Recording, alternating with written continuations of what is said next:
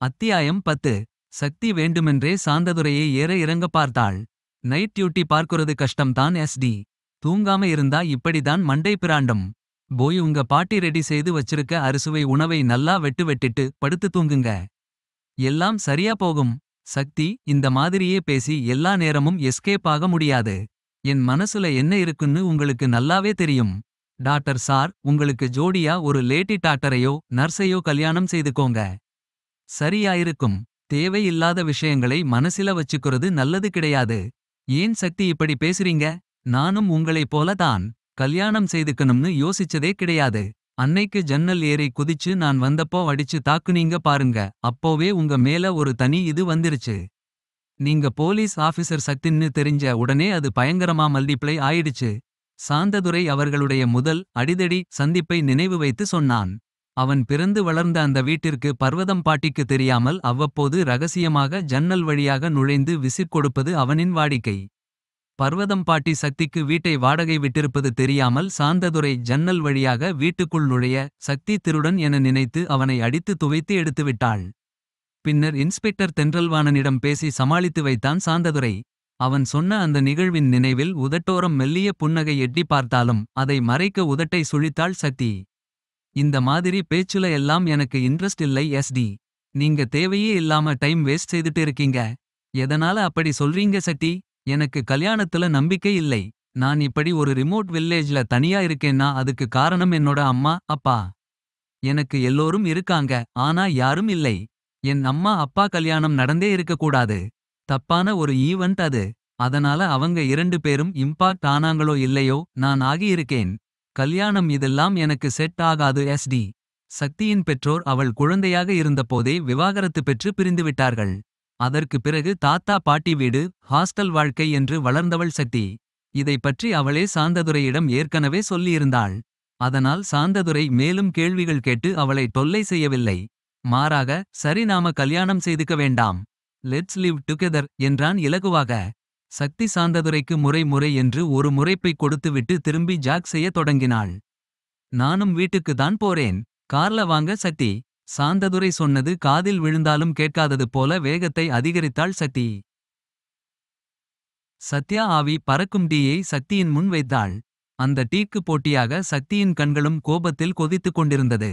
இப்போ உனக்கு எதுக்கு இவ்வளவு கோபம்? மேலோட்டமா பார்த்தா நீங்க 2 பேரும் ஆல்ரெடி லிவிங் டுகெதர் தான். ஒரே வீட்டுல தானே இருக்கீங்க என்றாள் சத்யா மெல்லிய கேலியிழையோட. ஆனா வேற ரூம்ல இருக்கோம். அதையும் சேர்த்து சொல்லு என்றாள் சக்தி கடுப்புடன். என்னால போலி டாக்டரை தப்பா சொல்ல முடியலை சக்தி. கல்யாணம் செய்துகொன்னு கேட்டார். நீ அவரை பிடிக்கலைன்னு சொல்லலை, கல்யாணம் பிடிக்காதுன்னு சொன்ன. அதனால அவர் இப்படி கேட்டார். அதுக்கும் நீ கோபப்படுற. பாவம், அவர் வேற என்ன செய்வார்? கடுப்பேத்தாதே சத்யா. இந்த டாபிக்கை விடு. வேற எதையாவது பேசுவோம். இந்த எஸ்என்எஸ் பிரைவேட் இன்வெஸ்டிகேட்டர்ஸ் திறந்து இப்படி ஓட்டுறதுக்கு உருப்படியா வேற ஏதாவது செய்யலாம். ஸ்டார்டிங் எப்போவும் ஃபர்ஸ்ட் கியர்ல இப்படி ஸ்லோவா தான் இருக்கும் சக்தி. அதுக்கு அப்புறம் பாரு பிக்கப்பை. நல்லா பேசுற சத்யா. பேசாம நீ மேடை பேச்சாளரா போகலாம். எழுதக்கூட செய்யலாம். நீ போலீஸா இருந்தப்போ சால்வ் செய்த கேஸ் பத்தி எல்லாம் சொல்லு. ஷெர்லக் ஹோம்ஸ்க்கு வாட்சன் மாதிரி, ஹெர்க்யூல் பாய்ரோக்கு ஹேஸ்டிங்ஸ் மாதிரி உனக்கு நான் எல்லாத்தையும் எழுதுறேன். என்ன பாஸ், இப்படி திடீர்னு நீங்க சைட் கிக்னு சொல்லிட்டீங்க. சக்திக்கு ரொம்ப தைரியம் வந்துருச்சு. என்னை சைட் கிக்னு எல்லாம் சொல்ற? நான் தான் எப்போவும் பாஸ். ஞாபகம் இருக்கட்டும். அதானே, நான் ஏன் மறக்கிறேன்? ஆமா, உன் வீட்டு பாஸ் எப்படி இருக்கார்? தலையை பிச்சுட்டு இருக்கார். அன்னைக்கு யாரோ துப்பாக்கியால காட்டுல சுட்டாங்கன்னு சொன்னாரே, அதே மாதிரி நேத்து இன்னுமொரு இன்சிடென்ட். இந்த தடவை கத்தி பறந்து வந்துச்சாம். ஓ, இப்போவும் யாருக்கு எதுவும் ஆகலையாம். நீ மார்னிங் ஜாகிங் போவியே, அந்த ரோட் நல்லா இல்லாத பக்கம், அங்கேதான் இது நடந்திருக்கு. அப்படியா? எதனாலோ காலையில் அதே பகுதியில் பார்த்த விநாயக்கின் ஞாபகம் சக்திக்கு வந்து போனது. அந்த நேரம் கதவை திறந்து உள்ளே வந்தாள் ஒரு இளம்பெண். வெளிர் மஞ்சள் சுரிதாரில் இருந்தவள் 5.5 அடி உயரம் இருக்கலாம். ஆனால் ஹீல்ஸ் அணிந்திருந்ததால் 6 அடி உயரத்தில் தெரிந்தாள். எதுவும் பேசாமலே சக்தி, சத்யா இருவரின் நேர் எதிரே வந்து நின்றாள் அவள். அவளின் முகத்தில் இருந்த வேர்வை துளிகளும் விழிகளில் தெரிந்த கலக்கமும் ஏதோ டென்ஷனில் அவள் இருப்பதை சொன்னது. ஹாய், என் பேர் பிரியம்வதா.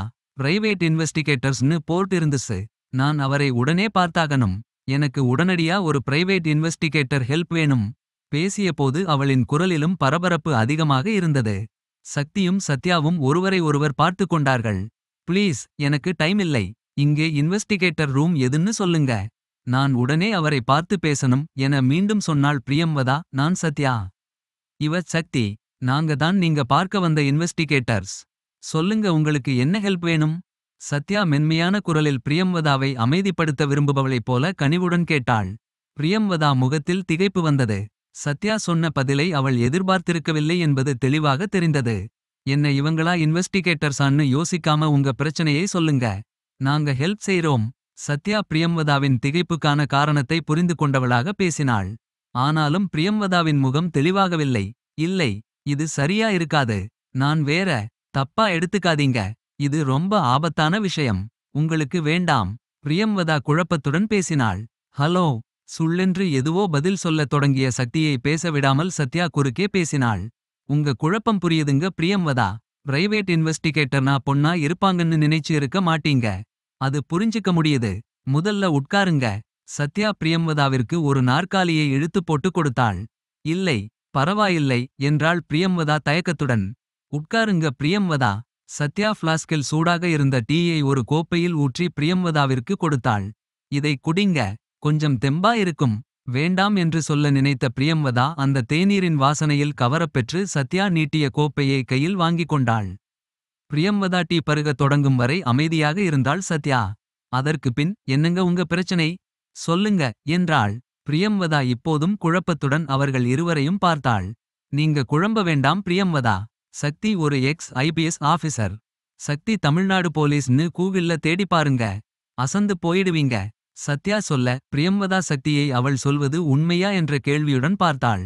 சக்தி சத்யாவே பேசட்டும் என்று அமைதியாக இருந்தாள். இந்தாங்க மொபைல்ல தேடி பாருங்க. நான் சொல்றது உண்மைன்னு உங்களுக்கே தெரியும். சத்யா அவளுடைய மொபைலை பிரியம்வதாவிடம் நீட்டினாள். என் கிட்டேயே போன் இருக்கு. பிரியம்வதா கைப்பையை திறந்து தன் போனை வெளியே எடுத்து பார்க்கத் தொடங்கினாள். சத்யா ஆர்வத்துடன் பிரியம்வதாவையே கவனித்துக் கொண்டிருந்தாள். சக்தி மேஜை மீதிருந்த பேப்பர் வெயிட்டை உருட்டிக் கொண்டிருந்தாள். 2 நிமிடம் போயிருக்கும். அதிசயம் நிறைந்த கண்களுடன் நிமிர்ந்து பார்த்தாள் பிரியம்வதா. நீங்க சென்னையில இருந்த டிஐஜி சக்தியா என்றாள் பிரியம்வதா ஆச்சரியத்துடன். சக்தி முகத்தில் எந்த மாற்றமும் இல்லாது ஆம் எனும் அர்த்தத்தில் தலையை ஆட்டினாள்.